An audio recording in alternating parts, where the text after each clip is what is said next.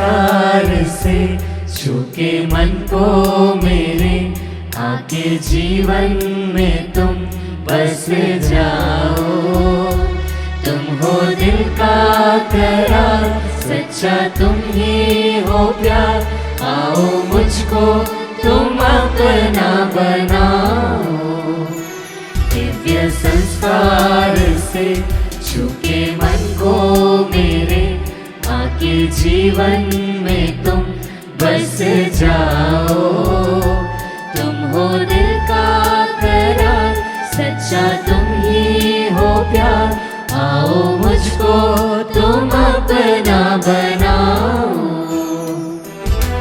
बरसों बनके रिमझिम सावन, दिल में उतरो बनके मीठी धड़कन। है आराधना मेरा जीवन, है आराधना मेरा जीवन।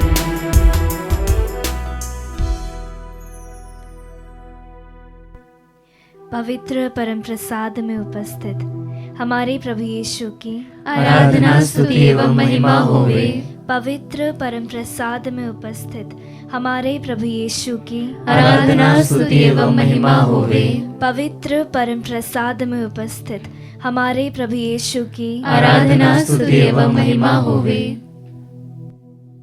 स्तोत्र ग्रंथ अध्याय 62 पद संख्या 8 में प्रभु का वचन कहता है, ईश्वर से ही सुरक्षा और सम्मान मिलता है, वही मेरा बल और मेरा आश्रय है। Hallelujah hallelujah. प्रभु ईश्वर की स्तुति हो, प्रभु ईश्वर की स्तुति हो, प्रभु ईश्वर को धन्यवाद, प्रभु ईश्वर को धन्यवाद। आइए हम प्रेमी पिता ईश्वर की स्तुति करते हुए कहें, हालेलुया हालेलुया। पिता ईश्वर की स्तुति हो, पिता ईश्वर की स्तुति हो, पिता ईश्वर को धन्यवाद, पिता ईश्वर को धन्यवाद। आइए हम पुत्र ईश्वर हमारे प्रभु यीशु की स्तुति करते हुए कहें, हालेलुया हालेलुया। प्रभु यीशु की स्तुति हो, प्रभु यीशु की स्तुति हो, प्रभु यीशु को धन्यवाद, प्रभु यीशु को धन्यवाद। आइए हम हमारे प्रेमी पवित्र आत्मा ईश्वर की स्तुति करते हुए कहें, पवित्र आत्मा की स्तुति हो, पवित्र आत्मा की स्तुति हो, पवित्र आत्मा को धन्यवाद, पवित्र आत्मा को धन्यवाद। प्यारे विश्वासियों, स्तोत्र ग्रंथ अध्याय 62 पद संख्या 3 में प्रभु का वचन कहता है, वही मेरी चट्टान है, मेरा उद्धार और मेरा गढ़, मैं विचलित नहीं होऊंगा। हाँ प्यारे विश्वासियों, आज हो सकता है हम विचलित होकर प्रभु की शरण में आए हों। कई सारी चिंताएं, परेशानियां और कई सारी दुख तकलीफ़ों ने हमें तोड़कर प्रभु की ओर हमारा मुख मोड़ने में हमें मजबूर किया होगा, क्योंकि दुख के समय तो शायद सभी लोग प्रभु के पास आते हैं, परंतु यदि आज हम किसी खुशी के समय में हैं तो आइए हम इस खुशी के क्षण में प्रभु की स्तुति करें और फिर एक बार उसकी स्तुति करते हुए कहें, हालेलुया हालेलुया। प्रभु यीशु की स्तुति हो, प्रभु यीशु की स्तुति हो, प्रभु यीशु को धन्यवाद, प्रभु यीशु को धन्यवाद। प्यारे विश्वासियों, कई बार हम पवित्र परम प्रसाद में प्रभु यीशु की उपस्थिति को नहीं पहचान पाते हैं, परंतु आज प्रभु यीशु स्वयं हमारे सामने उपस्थित है और जिस भी बातों ने हमें विचलित किया है, आइए हम इस बात को अपने आप को याद दिलाएं कि प्रभु स्वयं हमारे सामने खड़ा है। प्रभु वही ईश्वर है जो हमारा दृढ़ गढ़, हमारी चट्टान, हमारा आश्रय है, वही हमारी ढाल है, हमारा कवच, जो हमें हर चीज़ों से सुरक्षा प्रदान करता है, जो हमारा सम्मान का मुकुट है, जो हमें हर प्रकार के संकटों से रक्षा प्रदान करता है। आइए हम अपने आप को उसकी उपस्थिति में लेकर आते हुए सभी प्रकार की चिंताओं को अपने दिमाग से हटा दें और सिर्फ मन में उसकी स्तुति आराधना करते जाएं। वह वही ईश्वर है जिसके विषय में संत मत्ती के सुसमाचार अध्याय 8 पद संख्या 25 में वचन कहता है, पानी बरसा, नदियों में बाढ़ आई, आंधियाँ चली और उस घर से टकराई, तब भी वह घर नहीं ढहा, क्योंकि उसकी नींव चट्टान पर डाली गई थी। हाँ प्यारे विश्वासियों, आइए हम भी हमारे जीवन की नींव को उस चट्टान पर डालें जो कि दृढ़ है, जिसे चाहे आंधी आए चाहे तूफान आए, जो स्थिर बना रहता है, जो हर प्रकार की परेशानियों में, संकटों में स्थिर बना रहता है। आइए हम अपने विश्वास को उस चट्टान पर डालें जो हमेशा स्थिर बना रहता है। आइए उस ईश्वर की स्तुति करते हुए हम इस गीत को गाएं और उससे कहें, प्रभु तू ही हमारी चट्टान है, हमारा गढ़, हमारा ईश्वर, और हम सिर्फ और सिर्फ तुझ पर भरोसा रखते हैं। Yes, Lord Jesus. भंवर के बीच में तू कहता है थम जा, तू मेरी ताकत है, सिर्फ तू ही मेरी ताकत है, तू ही मेरा ईमान। Yes, Lord. भंवर के बीच में तू कहता है थम जा, तू मेरी ताकत है, तू ही मेरा ईमान। बीते कल में निरंतर तू साथ बना रहने वाला ईश्वर साथ मेरे आज हमारे था, सामने उपस्थित है। आज भी मेरे साथ है खड़ा। आराधना करते हैं प्रभु। आने वाले कल में भी होगा, उठते हुए उफानों में, सिर्फ तू ही हमारी चट्टान तू है, ही मेरी चट्टान। सिर्फ और बढ़ते सिर्फ तुझ पर हुए भरोसा लहरों में, तेरे कदमों के निशान, उठते हुए उफानों में, और सिर्फ तू ही हमारी चट्टान है। तू ही मेरी चट्टान। हमें आश्रय प्रदान करने बढ़ते वाला हुए लहरों पे, तेरे कदमों के निशान। प्यारे विश्वासियों, जब प्रभु यीशु अपने शिष्यों के साथ नाव पर सवार होकर जा रहे थे, उस समय आंधियाँ आई और उन आंधियों को देखकर सभी शिष्य घबरा गए। परंतु प्रभु यीशु ने जब एक शब्द कहा तो उनकी आज्ञा मानकर तूफान भी उनके रास्ते से हट गया। हाँ प्यारे विश्वासियों, अभी इस क्षण में हमारे सामने वह ईश्वर उपस्थित है जिसकी आज्ञा तूफान भी मानता है, जिसकी आज्ञा सुनकर समुद्र भी दो भाग हो जाता है, जिसकी आज्ञा सुनकर बीमारी भी मनुष्यों का शरीर छोड़कर भाग जाती है, जो मुर्दों को भी जला देता है, जिसकी आज्ञा इस संसार की हर एक शक्ति, चाहे वो तारामंडल हो, चाहे अग्नि हो, चाहे वायु हो, चाहे पानी हो, हर एक शक्ति प्रभु ईश्वर की आज्ञा मानती है। तो हम किस परेशानी से डरते हैं? पवित्र वचन संत मत्ती के सुसमाचार अध्याय 11 पद संख्या 28 में कहता है, थके मांदे और बोझ से दबे हुए लोगों, तुम सभी मेरे पास आओ और मैं तुम्हें विश्राम दूंगा। प्यारे विश्वासियों, आज हमारा प्रभु हमें अपनी ओर पुकारता है। वह कहता है कि तुम सभी मेरे पास आओ, जो बोझ तुम उठाकर चलते हो वो मेरे सामने कुछ नहीं है, तुम वो मुझे दो और मैं तुम्हें उन सभी चीज़ों से मुक्त करूँगा। आइए प्यारे विश्वासियों, हम अपना सब कुछ, हमारी दुख तकलीफ़ें, हमारी बीमारियाँ, हमारा बोझ जो हम सालों से उठाकर चल रहे हैं, आइए हम उसे ईश्वर को समर्पित करें, उसके चरणों में उसे समर्पित करें, क्योंकि वो सब कुछ उसके सामने कुछ नहीं है। जो चीज़ें, जो परेशानियां हमारे लिए एक पहाड़ के समान है, वो हमारे ईश्वर के सामने एक चींटी बराबर है। आइए हम फिर एक बार उसकी स्तुति करते हुए कहें, हालेलुया हालेलुया। पवित्र वचन यशायाह नबी के ग्रंथ अध्याय 46 पद संख्या 3 में आज हम सभी से कहता है, मैंने गर्भ से ही तुम्हारी रक्षा की, माता की गोद से ही तुमको संभाला है, मैं तुम्हारे बुढ़ापे तक वही करूँगा, मैं तुम्हारे बाल पक जाने तक तुम्हारा भरण पोषण करूँगा। प्यारे विश्वासियों, यदि हमारा ईश्वर जो हमें इतना प्रेम करता है, जो कि हमारे बुढ़ापे तक हमारा भरण पोषण करने के लिए तैयार है, तो हमें किस बात की चिंता है?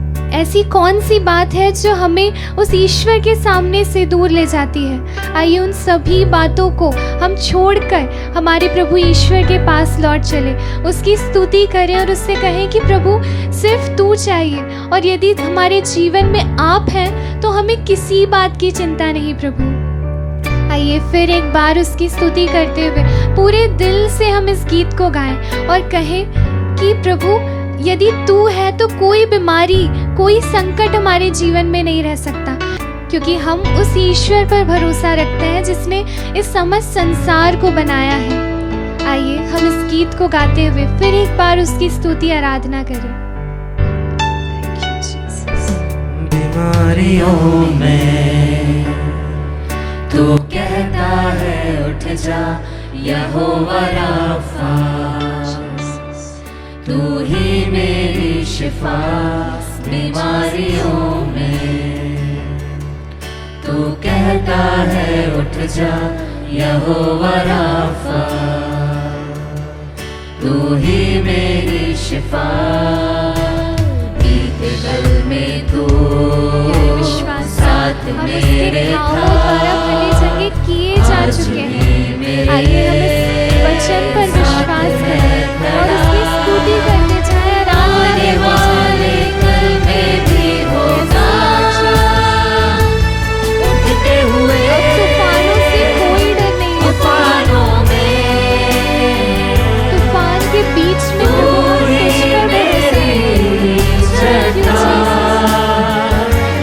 बढ़ती हुई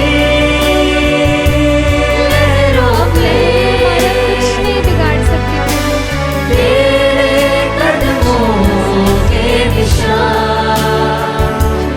उठते हुए तूफानों में तू ही मेरी आराधना करते जाएं। अपने हृदय को, अपने मुख को खोलकर बढ़ती हुई लहरों से तेरे कदमों के निशान।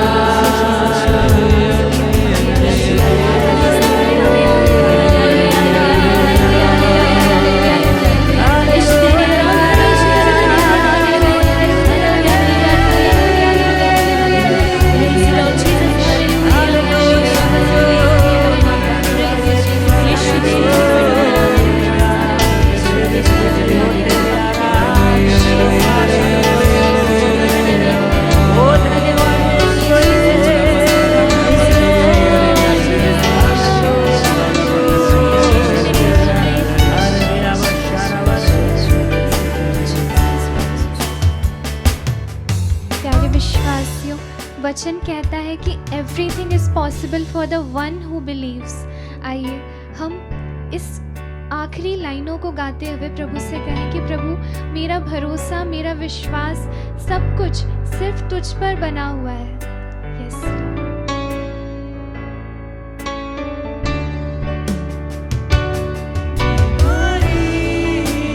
तेरा सर झुका मुझ पर तेरा बस ना चल सका। ऐसा कोई शस्त्र ना बना जो कर सकेगा मेरा सामना। बीमारी तेरा सर झुका मुझ पर तेरा बस ना चल सका। ऐसा कोई शस्त्र ना बना जो कर सकेगा मेरा सामना। उठते हुए तूफानों में तू ही मेरी चट्टान। बढ़ते हुए लहरों पे तेरे कदमों के निशान।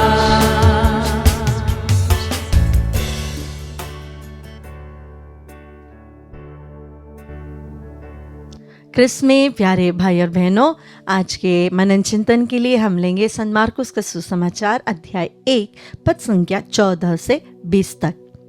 यूहन्ना के गिरफ्तार हो जाने के बाद ईसा गलीलिया आए और यह कहते हुए ईश्वर के सुसमाचार का प्रचार करते रहे, समय पूरा हो चुका है, ईश्वर का राज्य निकट आ गया है, पश्चाताप करो और सुसमाचार में विश्वास करो।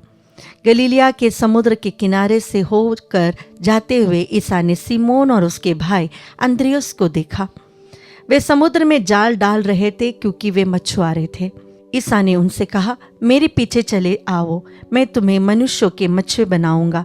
और वे तुरंत अपने जाल छोड़कर उनके पीछे हो लिए।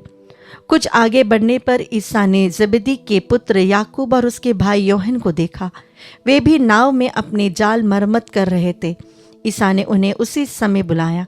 वे अपने पिता जबदी को मजदूरों के साथ नाव में छोड़कर उनके पीछे हो लिए। प्यारे भाई और बहनों, संत मार्कुस के सुसमाचार के अनुसार प्रभु यीशु के जीवन में पहले प्रेरितों का चुनाव, उनके बुलाहट के बारे में बताया गया है। प्रभु ने यहाँ पर 2 भाइयों के जोड़ों को बुलाया। एक है साइमन और उसका भाई एंड्रियस और दूसरा है याकूब और उसका भाई यूहन्ना। अगर हम यहाँ पर देखेंगे, उनको शायद प्रभु के बारे में ज़्यादा कुछ नहीं मालूम था। जो जॉन द बैप्टिस्ट ने प्रभु के बारे में कहा, वो एंड्रियस और यूहन्ना ने सुना था, ऐसा संत यूहन्ना के सुसमाचार में हम पढ़ते हैं। उसके अलावा हमें कोई भी इंट्रोडक्शन प्रभु के बारे में देते हुए हम नहीं देखते हैं। लेकिन जब यहाँ पर प्रभु इन दोनों भाइयों को काम करते हुए देखा, तब उन्होंने उन्हें बुला लिया। 2 चीज़ें आपके साथ शेयर करना चाहूँगी। पहली बात, प्रभु हमें जब बुलाते हैं तो उनके अंदर से एक आकर्षण होता है। क्या आप काम कर रहे हो और आपको किसी ने बुला लिया, आजा मेरे पीछे हो जाओ, क्या आप जाओगे? नहीं। प्रभु के व्यक्तित्व में, उनके पर्सनालिटी में, उनके बोलने में, उनके देखने में, उनके हाव भाव में, उनके डिविनिटी काफ़ी स्ट्रांग थी। उनकी पर्सनालिटी काफ़ी पावरफुल थी, काफ़ी डिवाइन थी। एक बार बोलने से ही ये शिष्य अपना काम छोड़कर प्रभु के पीछे हो जाते हैं। वो अगले क्षण क्या है, कैसा है, कुछ नहीं सोच रहे हैं। उन्होंने सुना कि ये नबी जैसा एक आदमी है, पता नहीं इसके अंदर कोई तो एक दिव्य शक्ति है, ये हमें बुला रहा है। उनका विश्वास ईश्वर पे इतना दृढ़ था कि जब उन्होंने देखा कि प्रभु उनके जीवन में, ईश्वर उनके जीवन में एक दरवाज़ा खोल रहा है, वो तुरंत वहाँ के लिए हाँ कर देते हैं। हमारे जीवन में कई बार ऐसी बहुत स्ट्रांग इंस्पिरेशंस आती हैं जहाँ पर प्रभु हमसे बहुत स्ट्रांगली बातें कर रहे हैं, कुछ चीज़ें छोड़ने के बारे में बोल रहे हैं और हम नकार देते हैं।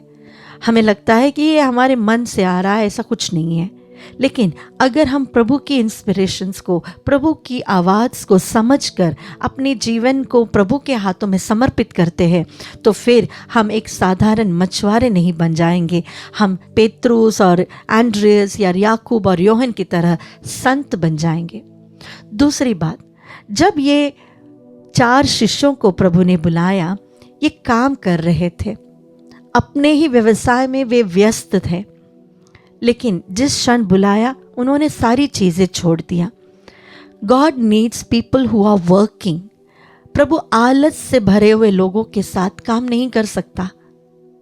वहाँ पर प्रभु की कृपा काम नहीं कर पाएगी। जो व्यक्ति प्रभु की आवाज़ सुनकर तुरंत एक्शन लेने के लिए तैयार है, प्रभु उनके जीवन में बहुत जल्दी कार्य करता है। उसके लिए हमें बहुत सारी चीज़ों का त्याग भी करना पड़ेगा। 2 नाव में पैर रखकर हम कभी भी प्रभु की सेविकाई में आगे नहीं आ सकते हैं। हमारा विश्वास का जीवन आगे नहीं बढ़ेगा। अगर हमें प्रभु के पीछे होना है, अगर हमें प्रभु में विश्वास करना है, तो दुनियादारी से, गलत चीज़ों से, गलत रिश्तों से हमें उसमें से बाहर आना है, उसे छोड़ देना है। जब हम उसे पूर्ण रूप से छोड़ देते हैं, तभी ही हम प्रभु की सेविकाई में आगे बढ़ सकते हैं। आइए ये दोनों चीज़ों को हम याद रखें कि जब भी प्रभु बुलाता है, उसके इंस्पिरेशंस को हम ध्यान दें। और दूसरी बात, जब वो बुलाता है, उसके लिए सब कुछ छोड़कर उसके पीछे हो जाए। आइए मेरे प्यारे विश्वासियों, विश्वास के साथ, पूरी प्रार्थना के साथ प्रभु की हम स्तुति करते हुए इस गीत को हम गाएं। पूरी भक्ति प्रार्थना में लीन होते हुए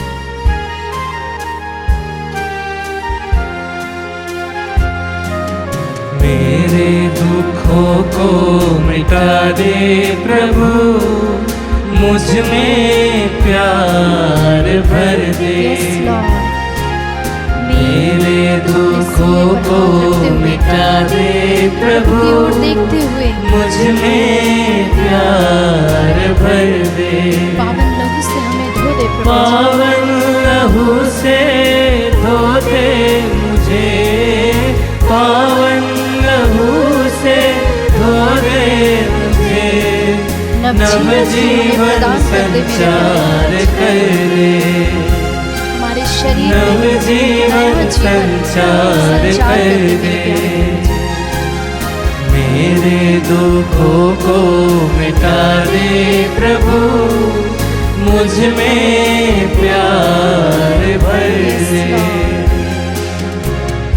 जी हाँ मेरे प्यारे विश्वासियों, एफेसियों के पत्र अध्याय 2 पद संख्या 13 में कहता है कि यीशु का लहू ही हमें परमेश्वर की उपस्थिति में लेकर आता है। हम बोले आमीन। आमीन। यीशु का लहू ही हमें रिहाई करता है। हम बोले आमीन। आमीन। यीशु का लहू ही हमें चंगाई प्रदान करता है। बोले आमीन। आमीन। प्यारे विश्वासियों, जिस तरह से प्रभु का वचन कहता है कि अगर हम यीशु के लहू में बुलाए नहीं जाते तो हम उस परमेश्वर की उपस्थिति में कभी नहीं आ पाते, उस अगम्य ज्योति में हम कभी प्रवेश नहीं कर पाते।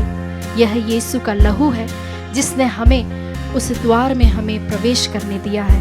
हम प्रभु को इसके लिए धन्यवाद देते हैं। प्रभु की लहू की योग्यता से हम विशेष प्रार्थना करते हैं लोकेश के लिए।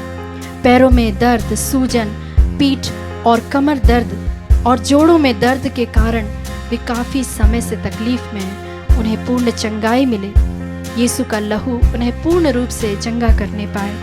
मार्गरेट टेटे के लिए हम प्रार्थना करें, जो कि कोर्ट केस में फंसे हुए हैं, न्याय की गुहार लगाए हुए हैं और कई सारी रुकावटें जो हैं वे दूर होने पाए, इसके लिए हम प्रार्थना करते हैं। प्रार्थना करते हैं सिस्टर अनिमा मिंज के लिए, उनके पेट में जो ट्यूमर है उससे उन्हें चंगाई मिले। प्रार्थना करते हैं मिस्टर अमित विलियम के लिए, किडनी की बीमारी से उन्हें पूर्ण चंगाई मिले। हम इन सभी विश्वासियों के लिए प्रार्थना करते हैं। साथ ही उन सभी भाई बहनों के लिए भी प्रार्थना करते हैं जो इस वक्त हमारे साथ आध्यात्मिकता में एक होते हुए हमसे जुड़े हैं। जो कोई हमसे व्यक्तिगत रूप से जुड़ा हुआ है, फ़ोन के ज़रिए, मैसेजेस के द्वारा जो हम तक अपनी प्रार्थनाएं पहुंचाते हैं, काउंसलिंग के द्वारा जो हमसे जुड़े हुए हैं, उन सबों को भी हम इस वक्त याद करते हैं। जिनका हम नाम नहीं ले पाए उन सबको भी हम याद करते हुए उनके सभी निवेदनों को, उनके सभी प्रार्थनाओं, याचनाओं को, आंसुओं को प्रभु की ओर उठाते हुए इस वक्त हम प्रभु की जोर से स्तुति करें। हालेलुया, स्तुति। प्रभु जी, जिस तरह से तेरा वचन कहता है, एक धर्मी जन की जो प्रार्थना वह लोभान की तरह, सुगंधित लोभान की तरह स्वर्ग में उठा ली जाती है। उसी वक्त से तरह प्रभु जी इस वक्त हमारी प्रार्थनाओं को, हमारी याचनाओं को हम तेरी ओर उठाते हैं। हमारी प्रार्थनाओं को स्वीकार कर प्रभु जी, हमारे सारे इंटेंशंस को, हमारे सभी मतलबों को प्रभु जी इस वक्त आप शुद्ध करें, पवित्र करें अपने पवित्र लहू से प्रभु जी। इस वक्त हमें शुद्ध कर दीजिए प्रभु जी, ताकि हमारी प्रार्थनाएं तुझे सुग्राह्य होने पाए, तुझे स्वीकार होने पाए प्रभु जी। मेरे रोगों को मिटा दे प्रभु, मुझ में प्यार भर दे। मेरे रोगों को मिटा दे प्रभु, मुझ में प्यार भर दे। पावन लहू से धो दे मुझे, पावन लहू से धो दे मुझे, नव जीवन संचार कर दे, नव जीवन संचार कर दे। तू हमें नवजीवन प्रदान कर मेरे प्यारे प्रभु जी। जिस तरह से रोमियो का पत्र अध्याय 5 पद संख्या 9 कहता है, प्रभु यीशु का लहू हमें धर्मी ठहराता है। हम बोले आमीन। आमीन। हम सभी बोले प्रभु यीशु का लहू, प्रभु यीशु का लहू मुझे धर्मी ठहराता है। मुझे धर्मी ठहराता है। प्रभु यीशु का लहू, प्रभु यीशु का लहू मुझे पवित्र बनाता है। मुझे पवित्र बनाता है। प्रभु यीशु का लहू, प्रभु यीशु का लहू मेरे सारे पापों को क्षमा करता है। मेरे सारे पापों को क्षमा करता है। जी हाँ विश्वासियों, हम तो अधर्मी ही हैं, हम तो पापी ही हैं, लेकिन प्रभु कहता है कि अगर तुम प्रभु यीशु के लहू में बचाए गए हो तो तुम एक धर्मी हो, तुम एक पवित्र व्यक्ति हो। जी हाँ मेरे प्यारे विश्वासियों, स्तोत्रकार कहता है कि तुम प्रभु के पवित्र वस्त्रों को पहनकर उसकी स्तुति करो, उसकी आराधना करो, क्योंकि वही इसके योग्य है। इस वक्त हम पवित्र लहू के आवरण को हम पहने, अपने ऊपर उसे ओढ़ लें, ताकि हम धर्मी ठहराए जाए, हम पवित्र ठहराए जाए। इस वचन की योग्यता से पवित्र लहू को क्लेम करते हुए प्रार्थना करते हैं एमाइन लुडविक के लिए। पेट से संबंधित बीमारी से उन्हें पूर्ण चंगाई मिले। लुडविक कार्लो के लिए हम प्रार्थना कर रहे हैं, स्किन डिजीज से उन्हें पूर्ण चंगाई मिले। प्रार्थना करते हैं ग्लोरिया और रोमारियो के लिए, उनके आर्थिक संकट में प्रभु उनकी सहायता करे। साथ ही हम प्रार्थना करें ग्लोरिया के लिए, उनके पति जो कि व्यवसाय शुरू करना चाहते हैं, और ऐसे कई लोग हैं जिन्हें अच्छी तरह से जो नौकरी तो कर रहे हैं लेकिन उन्हें अच्छी तनख्वाह नहीं मिल रही। उन सब के लिए भी हम प्रार्थना करते हैं ताकि उनका न्याय हो, ताकि प्रभु जी उनके जो लोग उनके अधिकारी हैं उन पर दया करें। साथ ही हम प्रार्थना कर रहे पंकज टोप्पो के लिए, लिवर की बीमारी से उन्हें पूर्ण चंगाई मिले। हम साथ ही इस वक्त उन सभी लोगों के लिए धन्यवाद देते हैं जिन्होंने हम तक अपनी प्रार्थनाओं को ना सिर्फ भेजा, लेकिन समय समय पर उन्होंने अपडेट करते हुए जिन लोगों की प्रार्थनाएं सुनवाई हुई है उन लोगों की गवाहियों को भी प्रभु जी हम तेरी ओर उठाते हुए तेरी स्तुति करते, तुझे धन्यवाद देते हैं प्रभु जी। थैंक यू जीसस, हमारी सभी प्रार्थनाओं को सुनने के लिए। इस वक्त हम अपने हाथों को उठाते हुए स्तुति करते हुए, क्लेम करते हुए उसकी आराधना प्रभु जी, तेरी आराधना करते हुए, उस पर विश्वास करते हुए प्रभु जी हम तेरी आराधना करते हैं। थैंक यू जीसस, हमारी प्रार्थनाओं का उत्तर देने के लिए प्रभु जी धन्यवाद प्रभु जी कि तेरा लहू हमें से हर एक के परिवारों में गया। धन्यवाद प्रभु जी कि तेरा लहू हमें पूर्ण रूप से चंगाई प्रदान करता है। धन्यवाद प्रभु जी तेरे उस लहू के लिए जो हमारी प्रार्थनाओं को सुनता है, जो हमें धर्मी ठहराता है। थैंक यू जीसस, धन्यवाद यीशु। यीशु आराधना